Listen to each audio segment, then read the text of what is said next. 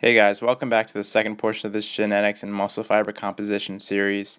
In this video, I'm going to talk about a specific gene that's been shown to promote power performance.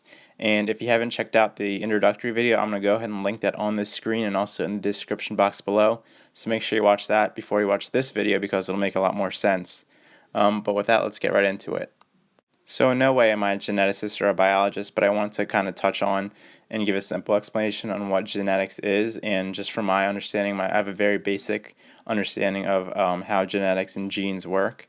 So most people know that DNA is located in the majority of the cells in our body, and within this DNA, it's kind of the blueprint for what gives us certain characteristics, physical characteristics, and just all kinds of traits. And within DNA, you'll find 23 pairs of chromosomes, and that's where all the genes kind of reside, and that's where they're located. And just to quickly define what a gene actually is it's a section of DNA on a chromosome that determines a certain trait. So the specific gene that I'm going to talk about in this video is ACTN3, and it kind of blows my mind. You can see where exactly on the chromosome it's located, chromosome 11, position 6608467. But it kind of blows my mind. I'm not entirely sure about how scientists and geneticists go into, locating the specific genes. But this gene is thought to code for alpha-actinin 3, which is a Z-disc structural protein. And basically, with this gene, you have three different types of genotypes. So if you're a human being, you have to have one of these three genotypes, either XX, RX, or RR. So after extensive research, scientists have found out that if you have that XX genotype, then it results in a premature stop codon, which basically tells your body to stop producing alpha-actinin 3 if you have the XX pair. And this is only found in fast-twitch fibers, the specific protein.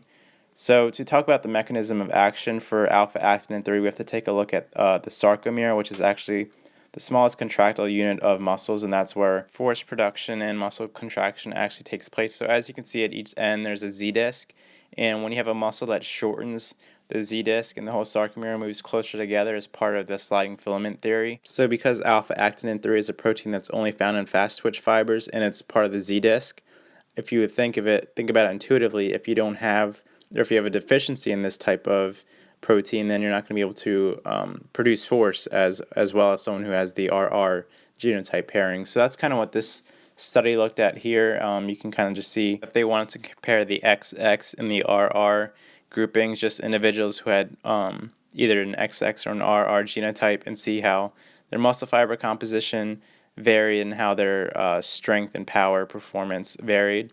So here you can see they just took fairly young, healthy male adults, no history of any disease or anything like that, no regular resistance training, so they didn't even lift. But what they did is they first took a muscle biopsy of the vastus lateralis and looked at the muscle fiber composition for each individual. They also did a blood test just to determine who had the XX and who had the RR alleles. And they also measured force production using an isokinetic dynamometer. It's basically this fancy machine here that measures your quad force production and your quadriceps, just doing like a knee extension. And what they found was that the people in the RR group actually had a 5% greater proportion of type 2X fibers when compared to the XX group. And as you can see, the RR group had a larger surface area per fiber type. They also could generate more torque. So just to summarize, it showed the researchers were able to conclude that the alpha-actinin 3 polymorphism causes a loss of the alpha-actinin 3 protein function in the XX group. And just to apply it to the real world, if you have the RR group, it's more common in sprint and power athlete. That's what I'd personally like to have, and I'd be curious to see, get my blood work done just to see if I fall within the RR group or the XX group.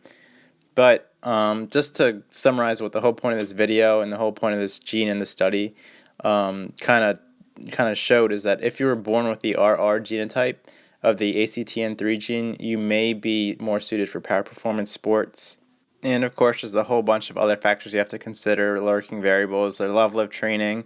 In this study, they did a good job of finding guys that didn't even lift, but you have to consider diet, supplementation, psychological factors like motivation, anxiety, stress, even different leverages or body types. Some people might be better at generating force with their quads than others. And just to apply this to like powerlifting, you got to look at technique, body type, programming, peaking, how long the lifter's been lifting, if they're a novice, if they're advanced, just a whole bunch of other factors that can, this isn't the end all be all determination of whether or not you're going to be good at a power performance sport like powerlifting. There's a whole bunch of other genes that I plan on talking about too that affect your performance and affect muscle fiber composition.